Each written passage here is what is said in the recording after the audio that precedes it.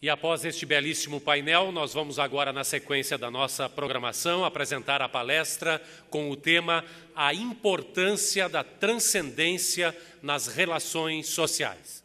O professor Luciano tem estudos de graduação em estudos sociais, teologia, filosofia e psicologia, mestrado e doutorado em filosofia pela Pontifícia Universidade Católica do Rio Grande do Sul. Atualmente é professor titular e decano associado da Escola de Humanidades da PUC-RS. Com a palavra, então, para a sua apresentação, o professor Luciano Marques de Jesus.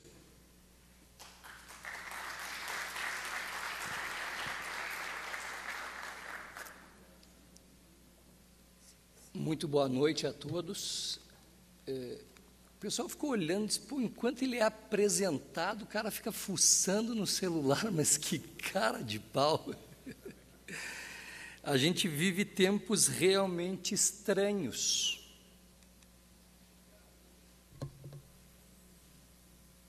Eu disse que eu ia desligar o celular para fazer isso, mas daí não ia aparecer a luzinha. Diz, não, ele está brincando. Esse é o nosso tempo. Às vezes acontecem coisas estranhas. Ou o que é mais grave ainda, o sujeito,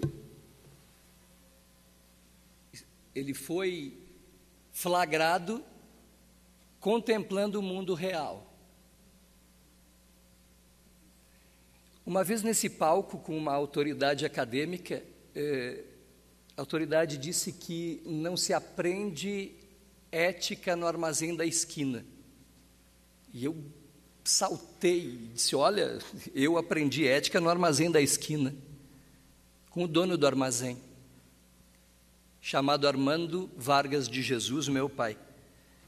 Foi o melhor professor de ética que eu tive. Depois aprendi muitas coisas teóricas, mas com aquele vigor prático, nunca aprendi. Eu sou o 6º filho de 7 filhos homens. Eu sou filho de velho, portanto, né? E eu sou filho de um velho antissaudosista. Queria irritar o meu pai, era dizer, velho, como aquele nosso tempo era bom, né? Uma vez o meu pai perguntou para um vizinho nosso, velho, realmente, o que era bom no nosso tempo? E aí o vizinho ficou surpreso com a pergunta desconcertante, deu uma pensadinha e disse, o ar puro. Ele pensou mais um pouquinho e disse, o ar puro. O ar puro.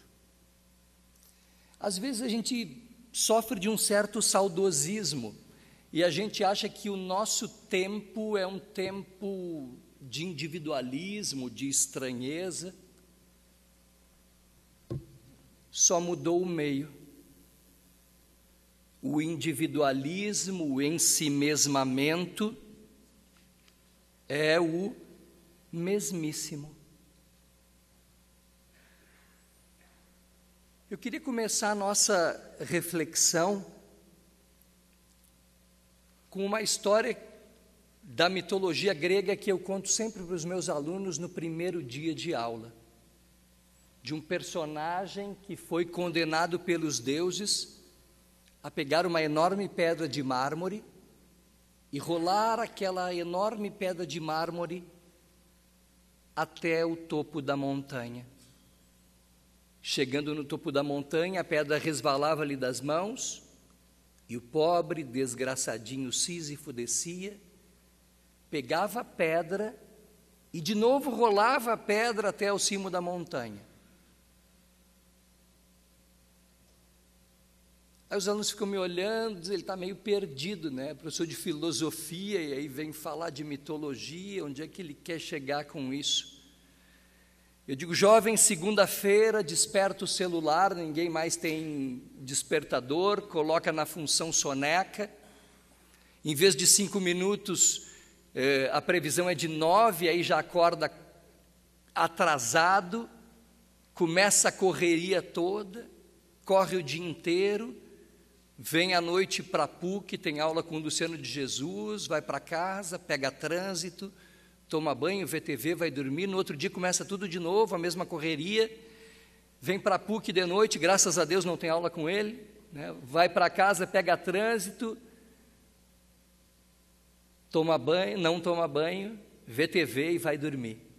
Está posta de maneira mítica, simbólica, parabólica, figurada, metafórica, conotativa, alegórica, a nossa situação. Qual é o sentido do nosso cotidiano? Qual o sentido de diuturnamente nós pegarmos a pedra e levarmos a pedra até o cimo da montanha? Uma outra historinha que me ocorreu da mitologia para começar a nossa reflexão é a história de Narciso. Narciso diz que era o mortal mais lindo que existia. Eu não entendo muito de beleza masculina, eu sou um cara ainda do século XX, eu não entrei totalmente no século XXI. E ele não se interessava por ninguém, todo mundo se interessava por ele. Quer dizer, as ninfas eram apaixonadas por ele, ele não estava nem aí. Quer dizer, mandaram então os mancebos, talvez, né? Também ele não se interessou por ninguém. Até que finalmente ele foi interpelado pela deusa Eco. A deusa Eco era a deusa que se dava totalmente, falava muito. Eu não vou entrar na história de Eco, porque senão a gente vai longe, mas aí a deusa Eco se deu totalmente e ele não se interessou também por ela.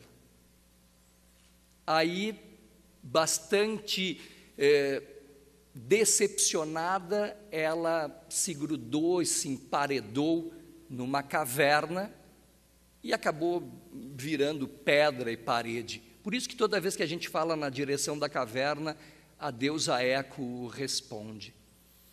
Havia sobre Narciso um oráculo, que ele nunca poderia ver a própria imagem. Se ele visse a própria imagem, ele morreria. Nêmesis, a deusa das ninfas, ela criou um cenário para que Narciso pudesse se olhar e ver a sua imagem num espelho d'água. Quando Narciso contemplou aquela imagem, ficou encantado, apaixonado por ela. Tem duas versões, eu não sei qual é a pior. Uma delas ele ficou tão encantado que foi na direção da sua imagem e ao abraçá-la morreu afogado. Essa é a melhor morte, né? A outra, ele ficou tão encantado consigo que ele nunca mais conseguiu se mexer dali. Tão enamorado de si mesmo. Vejam que essas duas imagens, a imagem de Sísifo pegando a pedra e rolando a pedra até o cimo da montanha, e a imagem de Narciso, que é sepultado em sua própria imagem, são histórias mitológicas bastante antigas. Elas não são do século XXI. Elas não se referem ao sujeito que acordou hoje de manhã e fez toda a correria. E a gente poderia trazer aqui a caverna de Platão, como eu comecei aqui na minha caverninha. A gente não enxerga mais a realidade da rua, a gente não enxerga mais as coisas e os sons, a gente enxerga os ecos e as sombras da caverna platônica. A gente dizia lá na década de 80 e 90 que a televisão era a nova caverna de Platão. A gente não tinha ideia do que surgiria em termos tecnológicos. E nós estamos todos aí vivendo de sombras e de sons, e de ecos, e não de realidades e de sons. Gabriel Marcel falava na diferença, o filósofo existencialista católico do século XX, de ser e ter. Hoje a gente vive uma outra realidade do ser e do parecer. O que importa não é o que nós somos, mas o que nós parecemos ser. Isso é Narciso. Louis Lavelle, um autor do século XX, dizia que Narciso é secreto e solitário. Seu erro é sutil. Narciso é um espírito que quer dar-se a si mesmo em espetáculo. Comete o pecado contra o espírito de querer tomar-se a si mesmo como toma aos objetos. Porém, não pode chegar a isso e aniquila seu próprio corpo em sua própria imagem. Essa imagem o atrai e fascina, o afasta de todos os objetos reais e, no final, não tem olhos senão para ela. O crime de Narciso é preferir definitivamente sua imagem a si mesmo.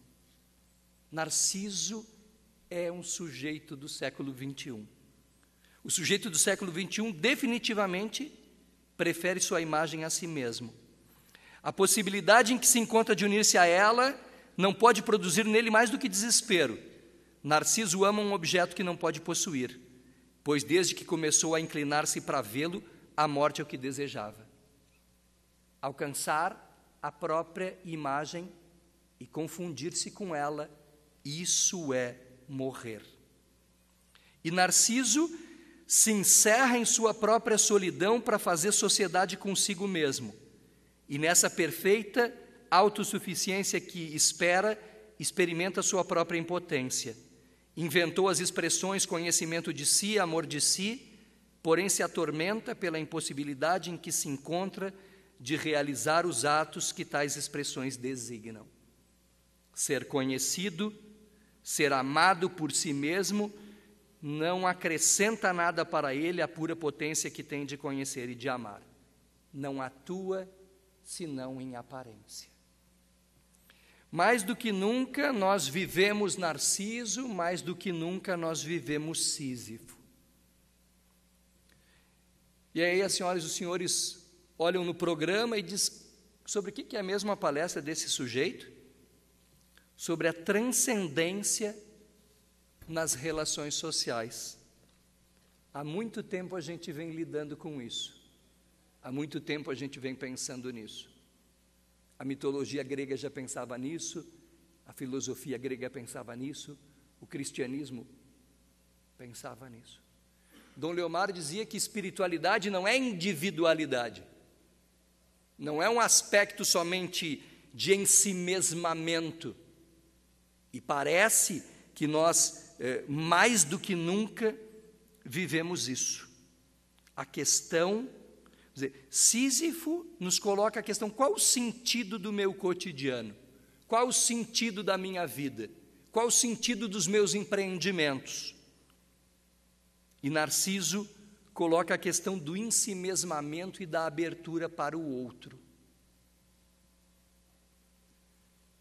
O painel foi fechado com aquela imagem belíssima que o painelista trouxe. Enquanto o Buda tirava a máscara, nós a colocamos. Transcendência é o nosso tema. Transcendência é um substantivo feminino que é caráter do que é transcendente, superioridade, perspicácia, sagacidade, importância superior. Para os teístas, qualidade de Deus em relação ao mundo e aos seres que Ele criou. Transcender significa elevar-se sobre ou ir além dos limites de, situar-se para lá de, superar, superar-se por ir além de suas limitações, exceder em algum atributo ou qualidade, exceder, salientar-se especialmente, mas transcender é ultrapassar. E a reflexão que eu trago é exatamente essa, de que nós precisamos fazer um exercício para vencer o Sísifo e o Narciso que nos habita, para nos desacorrentarmos e sairmos da caverna platônica. Um colega meu que hoje está na Universidade Federal de Pelotas, ele disse que se eu for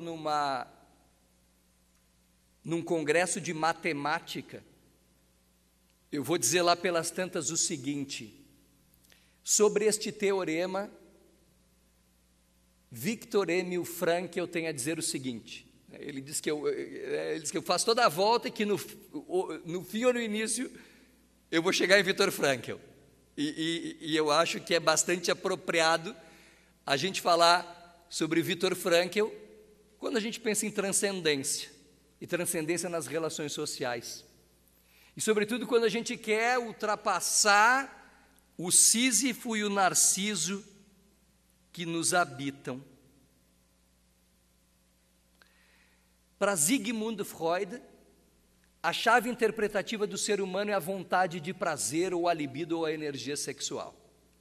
Freud é o criador da psicanálise, as senhoras e os senhores sabem isso melhor do que eu.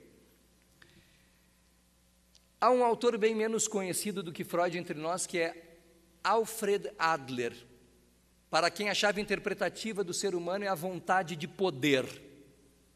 E a gente não precisa nem viver no Brasil para pensar isso, né? A gente nem precisa viver em tempo de eleição para ver como a vontade de poder nos mobiliza. Um dia eu estava vendo umas crianças de jardim de infância brincando, uma magrinha, franzininha, olha para uma gordinha que está na gangorra e diz: fulana, sai daí, estou mandando. Eu pensei, deste tamanho mandando. A gordinha olha para ela e diz: então vem me tirar. Naquela hora eu me lembrei de Adler e como a vontade de poder nos mobiliza. Adler é o criador da escola de psicologia individual. Viktor Emil Frankl, que aprendeu Freud, aprendeu Adler, conviveu com os dois, foi parar nos campos de concentração de Auschwitz e Dachau, e nos campos de concentração experimentou dor, sofrimento, humilhação e morte. E no campo de concentração ele se pergunta qual é a chave interpretativa do ser humano, já que diante deste mar de dor e de sofrimento, parecem as perspectivas de Adler e de Freud alcançarem o seu limite. E para Frankl, a chave interpretativa do ser humano, o que faz o sujeito resistir a todo aquele horror de dor, sofrimento, humilhação e morte, é a vontade de sentido. É a teimosa vontade de fazer que a vida tenha sentido. É a teimosa vontade de buscar e descobrir um sentido na vida. E nós, Sísifos e Narcisos, continuamos com a tarefa personalíssima e intransferível de buscar e descobrir sentido na nossa vida. O professor Clóvis de Barros Filho, num livro chamado A Vida que Vale a Pena Ser Vivida, ele diz: quando nós estamos no ensino fundamental, a gente quer logo crescer para ir para o ensino médio. Quando a gente vai para o ensino médio, a gente quer que passe logo para a gente logo ir para a faculdade. Quando a gente está na faculdade, a gente quer se formar logo para começar a trabalhar logo. E aí a gente começa a trabalhar e aí passou e a nossa vida voou e a gente não viveu nada. É importante a gente se transcender, mas é importante também viver com intensidade de sentido cada momento que se nos apresenta. E isso é Viktor Frankl. E quando aquilo que a gente está vivendo não é bom, e essa era a palavra-chave no campo de concentração amanhã. Eu vou suportar qualquer coisa agora, porque tem amanhã. Quando Frankl foi separado de sua esposa, ele diz para ela: suporta qualquer realidade exterior. Não desiste nunca de viver. Diz sempre sim à vida. Se nós não tivermos uma ideia de transcendência, o trabalho do Sísifo é insuportável. o trabalho de pegar a pedra e rolar a pedra até o cimo da montanha. Albert Camus diz que quando a pedra rolou para baixo e Sísifo vai descendo a montanha, neste momento ele tem um certo descanso, e aí ele pode pensar na vida, e esse pensamento, de alguma maneira, dar algum sentido a ela. Essa é a perspectiva nihilista, nihilenada, é a perspectiva de Sartre. O ser humano é uma paixão inútil, ele vem do absurdo, vive uma paixão inútil e volta para o absurdo. A perspectiva de Viktor Frankl é uma perspectiva teleológica. Telos é sentido. E todos nós somos instados a cada momento da nossa vida, vivendo-a com intensidade de sentido, descobrir e encontrar um sentido nela. Frankl diz que nós podemos buscar e encontrar sentido na vida através sempre da realização de valores, porque transcendência, na verdade, é isso, é a busca da vivência de valores que deem sentido para a nossa vida. A primeira delas é quando nós temos a capacidade de nos autotranscender, ou seja, de ultrapassar a nós mesmos e dirigir a vontade de sentido para fora de nós, realizando um valor criativo que dê sentido para a nossa vida. Nós fazemos isso através do nosso trabalho. O mundo hoje vive tantos movimentos desinteressantes ou negativos, mas vive um movimento extremamente positivo, que é o movimento do voluntariado. As pessoas querem fazer coisas por outras pessoas, pelo planeta. Elas querem realizar um valor criativo que dê sentido para as suas vidas. É aquilo que a gente faz para o mundo. A outra forma de encontrar sentido na vida é aquilo que a gente recebe do mundo. A experiência do amor, da amizade, a experiência da arte. Esses tempos eu fui falar numa empresa e o rapaz tinha ido um dia antes no show dos Rolling Stones. Quando eu dei o exemplo, tu vai num show da tua predileção musical e a tua alma é inundada de sentido. O sujeito só faltou subir na cadeira. Eu disse, é exatamente isso, né? Ficou bem ilustrado, né? Mas o senhor pode se acalmar aí também. É a ideia assim, aquilo que o mundo faz para nós e enche nossa vida de sentido. E tem uma terceira forma de encontrar sentido na vida, que é quando a gente não tem força para fazer alguma coisa pelo mundo. Aquilo que o mundo nos está propondo também não é lá essas coisas. Muitas vezes, diante do sofrimento inevitável, diante da morte de pessoas que a gente ama, aquilo que o mundo está nos oferecendo também não é interessante. Frankl diz, neste momento, no momento de sofrimento inevitável, não é de busca de sofrimento.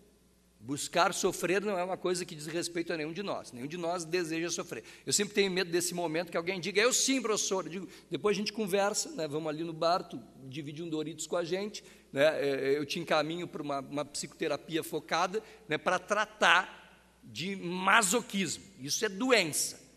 Mas eu lamento informar, sobretudo aos mais jovens, que o sofrimento vai fazer parte da nossa vida. Pequenininho, eu vou falar tudo no diminutivo para ver se fica mais suave, né? Médiozinho, grandinho, bem grandinho às vezes. Né? Nestes momentos, nós não temos força de dirigir a vontade de sentido para fora de nós, para realizar um valor criativo que dê sentido para a nossa vida, e também aquilo que o mundo está nos propondo não está legal. Mas nós temos ainda, mesmo não conseguindo mudar as coisas ao nosso redor, a gente tem a possibilidade de mudar a nós mesmos. Frankl chama isso de valores atitudinais. Para Viktor Frankl, o ser humano é um ser livre e responsável. Quem disse isso foi um sujeito que teve a sua liberdade exterior completamente estraçalhada, porque eles eram controlados até para fazer as suas necessidades fisiológicas. Esse sujeito proclama: o ser humano é um ser incondicionalmente livre.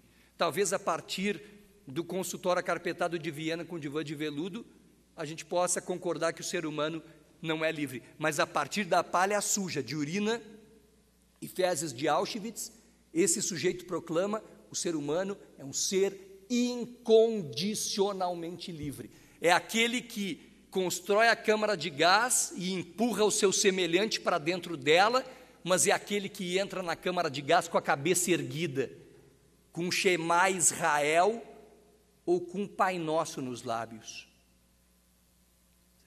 Diante do sofrimento inevitável, quando eu não tenho força de fazer algo pelo mundo e aquilo que o mundo me propõe não está bom, eu tenho a possibilidade de mudar a mim mesmo. Quando Dom Leomar falava, me ocorreu uma frase de Wittgenstein. Wittgenstein diz: depois que todos os problemas científicos foram resolvidos, as questões existenciais sequer foram tocadas. Frankl morreu em 1997. De lá para cá, nós voamos tecnologicamente e humanamente nós andamos a passos de formiga e sem vontade. Isso já é Lulu Santos, né? Em 96 eu disse para as meninas da nossa Secretaria da Filosofia: gurias, eu nunca vou ter computador.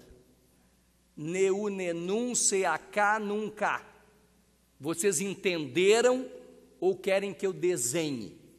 Elas me olharam com ternura, aquela ternura com a qual a gente olha para a imbecilidade, e não disseram nada. Um dia eu estou explicando um sistema para uma secretária nova, e uma veterana cutuca a outra e diz: olha ali, ó, nunca vou ter computador. Frankl dizia que o grande mal do nosso tempo, ele morreu no século XX, de lá para cá muitas coisas mudaram, mas as coisas existenciais não mudaram. Científica e tecnologicamente nós voamos e humanamente nós engatinhamos. O grande mal do nosso tempo, segundo Frankl, é a frustração existencial, é o vazio interior, é a sensação de perda do sentido da vida, é o tédio. O ser humano contemporâneo vive a embriaguez do trabalho e do lazer. É exatamente aquele Sísifo que pega a pedra e leva a pedra até o cimo da montanha. O ser humano contemporâneo vive a embriaguez do trabalho, segundo Frankl, a embriaguez do lazer, e na embriaguez do lazer, a embriaguez da embriaguez mesmo. E aí, domingone à tardinha, quando o rio Guaíba engole o sol, parece emergir do interior do sujeito aquela sensação gigantesca de vazio interior. A gente poderia dar o nome científico para isso de nhaca existencial. Aquela nhaca existencial que se agiganta no sujeito exatamente quando ele está parando. Tem gente que tem problemas quando toca a musiquinha de um programa que começou à tarde, de outro que vai entrar à noite, de uma grande rede de TV, que no momento não me ocorre o nome. Quer dizer,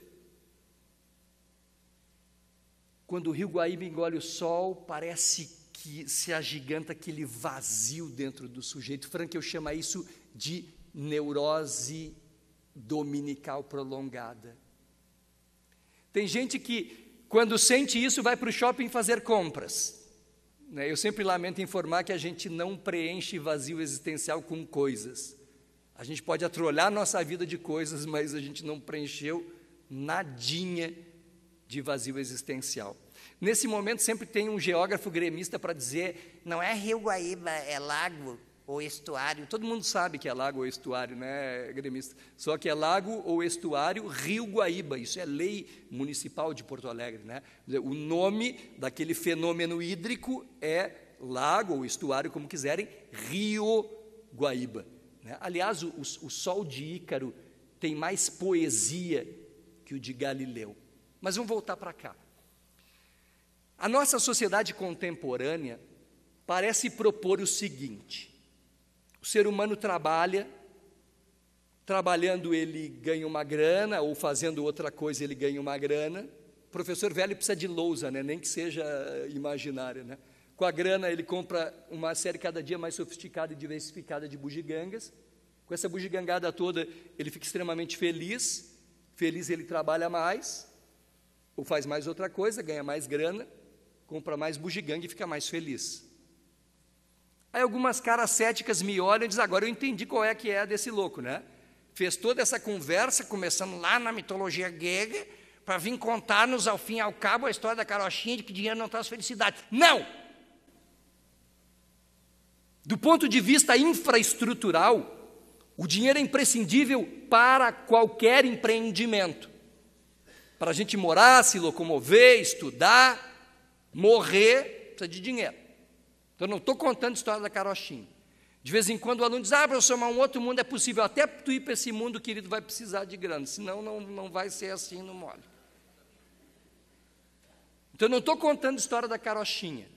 Elizabeth Lucas, uma logoterapeuta austríaca, diz que nós encontramos sentido na nossa vida quando nós conseguimos equilibrar possibilidades e necessidades.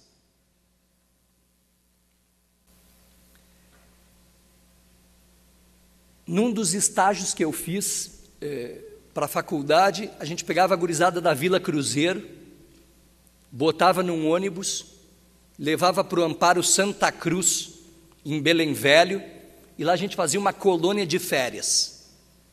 Largava uma bola de couro, fonte inesgotável de alegria e de entretenimento para aquela gurizada. Lá pelas tantas, um acertava uma saliência ou reentrância do terreno, abria um tampão, começava a chorar. Vocês sabem que as crianças são super solidárias, né? Vinha lá: aí bichoca, chorão, boiola. O sujeito esterilizava o dedão ali no areião mesmo e segue o jogo. As meninas brincavam com os arremedos de bonecas e de brinquedos que a gente conseguia, fontes inesgotáveis de alegria e de entretenimento. Eu conheci crianças que nunca andaram de ônibus de linha. Busão, tá ligado? Bumba, latão, nunca. Nem de brincadeira, nem por aventura. A gente vai no quarto da menina, tem uma bonequinha que ri, uma que chora, uma que bate palminha e canta parabéns, uma que nana nenê, uma que ganha nenê, uma que faz xixi, uma que come papinha e faz cocô, e ela brinca com uma, com a outra, nenhuma bonequinha satisfaz. Parece o ser humano contemporâneo que vai de um a outro brinquedinho superficial e nenhum brinquedinho o satisfaz. Havia aqui em Porto Alegre o diretor de uma grande empresa, e ele gostava muito de um dos vendedores, sujeito que às 7h30 da manhã está com a corda toda, não sossegava enquanto não estourava todas as metas. E um dia o diretor disse para ele: pô, fulano, meu filho tem a tua idade, não achou a vocação dele ainda, a única coisa que o guri estava a fim de fazer era de pilotar avião, eu paguei para ele fazer o curso, ele tirou o brevet de piloto privado de avião, e agora ele não está mais muito a fim de pilotar. Eu queria saber de onde é que tu tira essa tua vontade, essa tua garra, essa tua determinação. E o rapaz, bem sem jeito, diz: olha, seu diretor, não tem a menor ideia. É assim, quando eu tinha 11 anos, meu pai morreu, e aí eu comecei a trabalhar, porque se eu não trabalhasse, a gente não comeria lá em casa. Eu tinha que ajudar a minha mãe, e de lá para cá, eu nunca pensei se eu tinha vocação ou não tinha vocação, eu tinha que tocar a ficha.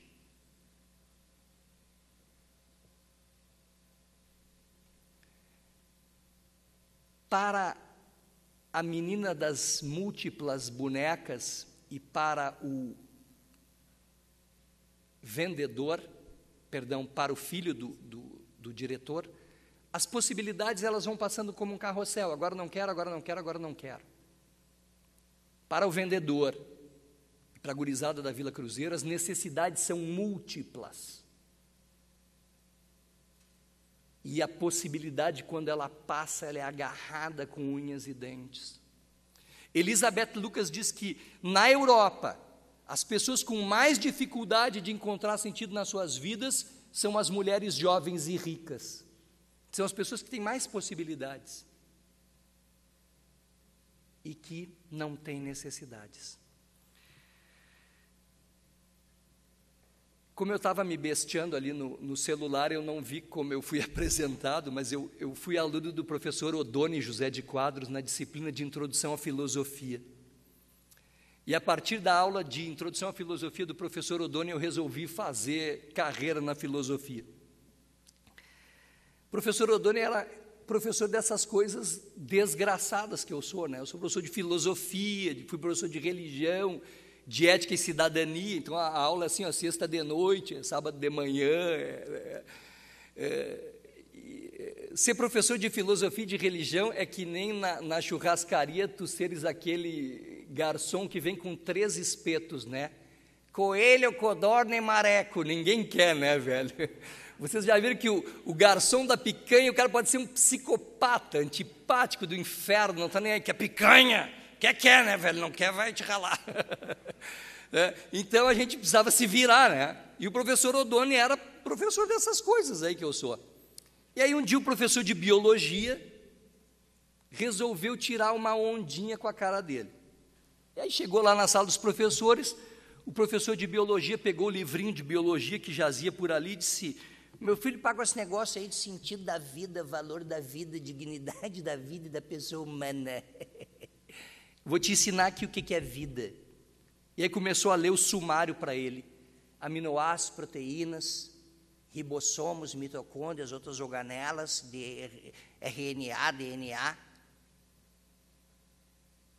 Isso comicha um professor de formação humanística, desde o cabelo até a unha do pé. Nada como um dia depois do outro, o professor Odone chega na sala dos professores e está lá o professor de biologia, macambúzio, sorumbático, taciturno, melancólico, entediado, entristecido, ensimesmado, lentificado, prostrado, caidaço. E aí o professor pergunta para ele: fulano, o que houve, rapaz? Ele com aquela sensação de gigantesca, de vazio existencial. E aí o professor pergunta para ele: fulano, seu problema de saúde? Não, saúde está bem. Problema de dinheiro? Há muitos anos? Não, o dinheiro está bem. Problema com a fulana? Não, a fulana está bem também. Problema então com os fulaninhos? Não, os fulaninhos também estão bem. Tem aquele outro ditado popular que diz que a língua é o chicote de outra parte do corpo que no momento não me ocorre. Ele diz para o professor: será problema ter os aminoácidos, proteínas, ribossomos, mitocôndrias, outras organelas. E o professor de biologia teve que sentar em cima do seu reducionismo. Por quê? Porque a vida humana ela é muito mais do que isso. Ela transcende a isso. E está nas mãos de todo o ser humano a tarefa de buscar e descobrir essa transcendência que dá sentido à vida. Cedo ou tarde, nós seremos confrontados com isso.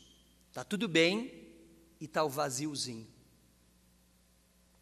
Ou nós somos confrontados com o sofrimento inevitável e diante dele, não podendo mudar aquilo que está fora de nós, está nas nossas mãos mudar a nós mesmos. Opa, congelou, descongelou para mim?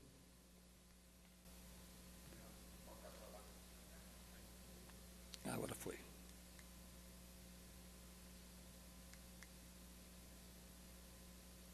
Essa juventude, e aí eu vou encerrando Quando eu era professor de segundo grau, não era de ensino médio, era segundo grau mesmo. Um dia eu li para os meus alunos: nossos adolescentes atuais parecem amar o luxo, têm maus modos e desprezam a autoridade.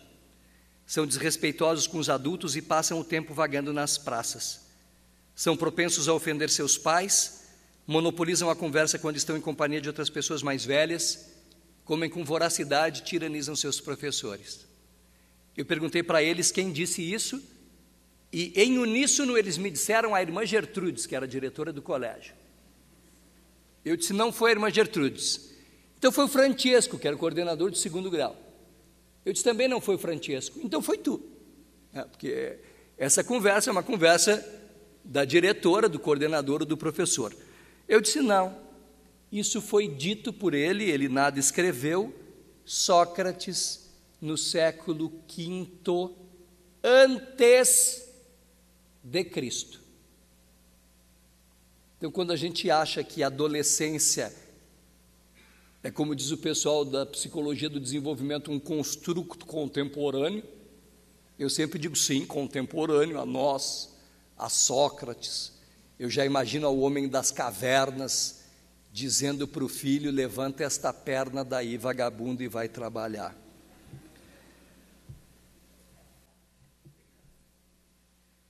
Como eu sou o sexto, eu tenho o irmão 14 anos mais velho e sobrinho 12 anos mais novo. Então eu fico ali no...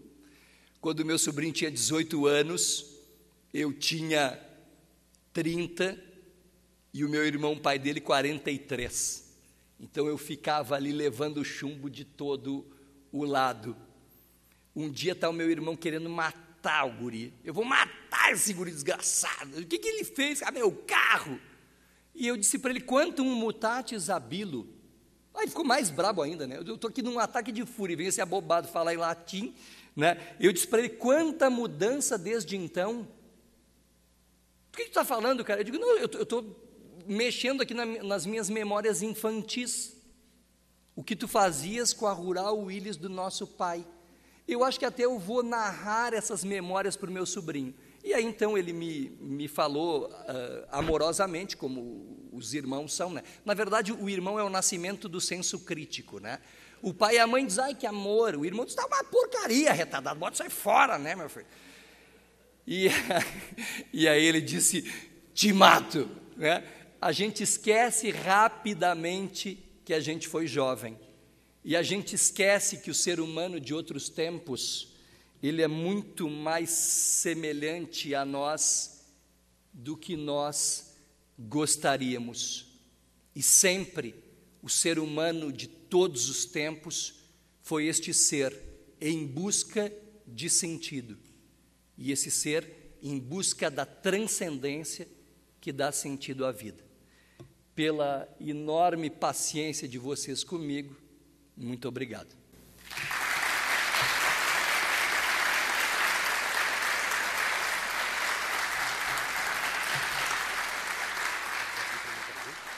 Nós queremos agradecer, então, imensamente ao professor Luciano Marques de Jesus por sua apresentação. E nós convidamos a todos agora para prestigiarem, na sequência da programação, a entrega do PAS, o Prêmio ADCE de Sustentabilidade, que se encontra em sua 4ª edição. E logo após a premiação, nós teremos a palestra de encerramento do dia de hoje, A Sociedade a partir do Capitalismo Consciente, com Thomas Eck Schmidt.